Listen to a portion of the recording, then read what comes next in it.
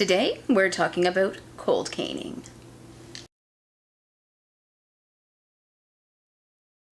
Hey guys, it's Morgan with BDSM Relationships and Education. Thank you very much for checking out this video. If you haven't done so already, please don't forget to hit the subscribe button below and turn on the notifications. That way you'll know every time I post a new video, which right now is 3 videos per week. And if you'd like to learn more about cold caning, I'm just going to give a quick overview in this particular video. But if you want to learn more, then definitely check out my book, A Guide to Classic Discipline. You'll be able to find a link for that in the description box below. And I go into a lot more detail about caning in general and cold caning specifically. So first off, what is cold caning? Basically, it's a punishment technique, and genuine punishment here. Although some people, heavy masochists, will use it for, punishment, but it's not very many people who really enjoy it in that respect. But anyways, it is basically giving a very severe caning with no warm-up. So you remember in the last caning technique video, we talked about using small little strokes and taps as a warm-up to get to more intense caning. Well, in this case, we are not going to be doing any of that, and we are going to be using full arm strikes instead of just the wrist or a little bit of elbow. We're going to use our whole arm. So it's a drastically different beast. I don't know what else to call it. It is a beast of a technique. So when we are doing cold caning, generally our scene is going to be very short. Whether we're using it for punishment or for punishment, it doesn't really matter. It's going to not last very long. Most people aren't going to be able to stand a whole lot of cane strikes at that intensity for very long. So usually the way it works is that we will discuss using a certain number of cane strokes. So if you've ever heard the expression, give me 6 of your best, it is referring to cold caning, and cold caning as it was used in the British school system as a punishment. And so it would be 6 hard strikes with a cane as punishment, and that was basically what people were expected to withstand. So 6 of your best were 6 of the best, hardest cane strikes. So we would negotiate a certain amount of cane strikes, and usually that is going to be, it could be 6, it could be 10, it could be 20, 25. It's usually not going to be that many strikes. Now, I have played with people in the past that are very intense masochists, and we've done 50, 60, 75, even 100 cane strikes at pretty much full strength. But those people are very few and far between rather. There are not a lot of people who can deal with that, or who would find it enjoyable, or who would even want to try, to be honest. So negotiate, and if you've never done this before, then I would say negotiate for a smaller number rather than a larger number. Now, this is also when one of the unique things about a cane strike comes into play. When we are doing little taps, you're just going to feel a little tap. But when you start getting into harder cane strikes, you're going to feel, basically, it's like a double wave of sensation. So the first part of the sensation is the sting of the cane connecting with the skin. So you get, ooh, sting.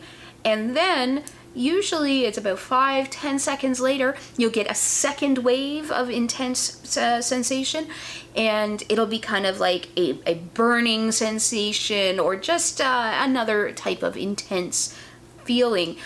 So when we are doing cold caning or other hard cane strikes, it's really important to give enough time in between the cane strikes for both waves of the sensation to be felt, and also for the body and the mind to process the pain. So when we are doing, say, 25 cane strikes, what we're going to do is give a strike and then give it a minute, 30 seconds to a minute in between each strike. And you'll find that that is going to allow the person to process the pain properly and to feel it properly, and things will just go over a lot better that way. The other thing that we're going to do a bit differently is we're going to hold the cane differently. So when we're doing sort of regular caning, we're holding the cane with a finger extended. We're not going to do that with cold caning. We're just going to grip the cane. We're still going to brace it with our thumb, but we're going to grip it so that we can deliver a good strike. We don't need the finger because that'll just get in our way when we are doing those intense strikes. And we are not going to come at it from the side the way that we were when we were doing some of the other caning. So like in those kind of canings, we could have somebody bent over and we would cane their ass. For this, we are going to bring the cane straight down. Now, if you are really good with canes, you can do hard strikes from the side like that. I mean, you don't have to. And if you prefer somebody laying down, you can do light cane strokes coming straight down. You can mix it up, it doesn't matter. But I find, especially if you are sort of beginning doing this type of play, that coming straight down is much easier. We still need to ensure that the cane impacts the skin at that 90-degree angle. We still want to use just the end of the cane, because if we hit in the middle of it, it is definitely going to wrap and we're going to run into problems. So we're still using the end. We are still getting that 90-degree angle. Those are very, very important things. Those are never going to change. But we're going to be doing, again, just that full arm, like as hard as you can kind of strikes. So this is where I'm just checking to see how far back I can go here, because we're going to get those lovely sounds of the cane through the air. Here I've got one of my dragon canes. Now the other thing, especially if you're using a cane of this size, you are going to run the risk of breaking the skin. So you can hear the difference between those two.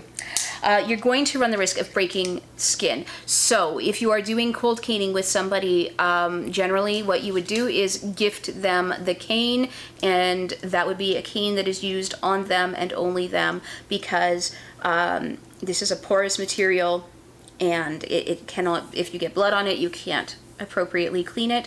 So that's what I would do. I would gift the cane to the bottom, and that way I don't have to worry if I do break skin.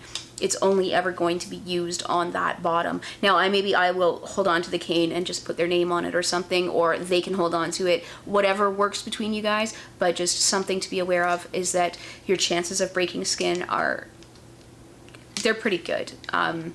There's been very few times that I've managed to do a cold caning or caning at full strength where I haven't broken skin. It's just, bodies are not meant to deal with that. Skin is only so tough. Anyways, something important to remember. The other thing that I really like to do to help the bottom process and deal with basically the whole thing, because it is so intense, is to have them count. So I will either have them count the number of cane strokes from 0 to whatever, we'll say 25. So they would say, 1, thank you, ma'am. 2, thank you, ma'am, and go up. And I always have them thank me and call me ma'am. That's a personal thing. You could just have them count the cane strikes. You could have them count and say thank you. You don't, obviously, if you are a sir, then have them call you sir, or whatever honorific you would prefer. So counting from 1 up to the number is one way to go about it, and counting backwards is another way. It's really going to depend on your bottom and what makes them feel a bit better. But the reason I like to do this is because we've already agreed on the number of cane strikes. We said, okay, we're going to do 25 strikes. So they know when they get to 20, there's only 5 left. Or if we're counting backwards, backwards sometimes is better, because then they can see that number getting smaller, and they know that there's only 4 strikes left, 3 strikes left, 2 strikes left, and so they can kind of tough it out. So that I find that is really, really important, and it does help with the processing of the pain and the situation. So definitely something to keep in mind. Now, if you are particularly sadistic and you want to play around with your bottom, and your bottom agrees, of course, you can do if you don't say thank you. If you mess up your count, whatever, then we'll start right back at 0. Now, this can kind of work 2 ways. So one, it can keep them on their toes and make them definitely remember to count properly, but it does give them a little bit of control because they can forget to count or call you ma'am or say thank you or whatever and earn more strikes of the cane. So if they find that they can deal with more, then that's a way that you can kind of stay in character. If you are doing like a role play scene on top of this, you can sort of stay in character and then you know, extend the scene. Otherwise, you know, I've had people say, like, we did 25 and they'd say, you know what, I think I could deal with another 10. Could we go for another 10? And then we do it. So whatever works for you. But I just find that the counting helps. So your mileage may vary, but do with it what you will. So we're going to change the camera angle and take a look at some of the technique for cold caning, and I'm gonna make a bunch of noise, basically. Yeah, you'll see. So cold caning technique is not going to be that much different than the regular caning technique, other than we're going to go much slower, and these strikes are going to be much harder. So I'm going to hold the cane. I'm not going to extend my finger on this one. I'm just going to hold it like this, and I want the cane to be, as before, an extension of my arm. So I want to position myself so that my cane comes in contact at a 90-degree angle with, in this case, the chair, but this would be the bottom that I'm caning, and I'm going to be coming down towards the bottom as opposed to coming to a side, because with harder strikes, this is easy, or easier. Like, this chair is a bit low, so ideally it would be up here. This would be the ideal height for me, but to get down here, I am going to have to bend my wrist a little bit, and I don't want to have to do that generally, and I'm going to have to bend down. I could squat down theoretically, but I have a pretty badly broken leg, and I'm not capable of doing that right now. So basically, I am going to take aim. As I mentioned in that first video, drawing the cane across the area that you want to hit is a good way to aim it. So I can draw the cane across the buttocks of my bottom, or, you know, the seat of this chair. So again, I'm going to use just that last bit of the cane. I don't want to hit in the middle. I want to hit just right here. So you can start by doing a couple of, you know, just little, and you see how high I'm raising it, so it's not very high. This is just my wrist.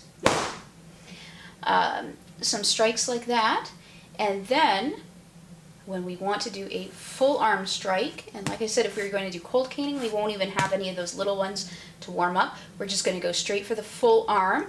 So this is going to be loud, and you can hear the swoosh of the cane through the air and the impact, and you can see that it bounces a little bit. If I want to increase the stinginess of the cane when I do that and reduce that bounce, what I'm going to do is snap back at the moment of impact. So with a full arm strike, this is what it's going to look like. Okay, so you see I pulled it right back up. So if I want to have a thuddier feel to it, I'm going to keep like pressing down, almost as if I'm trying to push the cane through the bottom. And that helped eliminate some of the bouncing. So again, we want to make sure that we're going to give a good 30 seconds to a minute in between strikes so that they can feel the double wave that we have going on there. And it's going to be the same. I want to show you, now I want to show you the difference, or at least have you listen to the difference with the dragon cane. So this is the big guy. And listen to the difference both in the air and in the impact. And you can see that slid right away as soon as I made impact. One more. And it bounced again. So you can see that this is a much more dramatic thing here.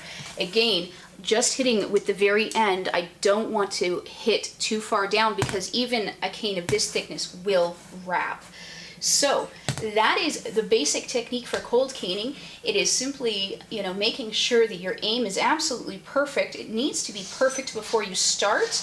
This is not something that you practice on a human. All right, guys, so that is the basics of cold caning. I hope that you enjoyed it. I hope that you learned something. Again, this is not a technique that you're going to use very often or with very many people. If you are using this as punishment, then definitely limit the amount of strikes, and you know your bottom or your sub or whomever best. You know what they can handle, and I think that it's definitely something that needs to be negotiated as a consequence for a rule ahead of time. So when we make the rule, we state the consequence if you're going to use it as a genuine punishment, because you know, cane strikes are pretty awful, and this is not the way to introduce somebody to canes. I need to really stress that, because this is the most intense way of using canes. So this is not how we introduce people. A lot of people think that this is the standard way to use a cane, and they scare people off from canes completely because, well, it's painful. Like, there's no two ways about it. This sucks. It hurts. Now, if you're a masochist, that's fantastic. But again, there's not a lot of people that are into this intensity of play. Now, of course, you can use full arm cane strikes as part of a scene with other implements or with a warm up, and that is totally cool. Feel free to use those. Again, it's not going to be very many people who can deal with those kind of strikes. But if you have somebody that's into it, go for it. Cold caning specifically is the idea of these full strength strikes with no warm up. So just, it's a matter of semantics basically, but understand the difference between the two things.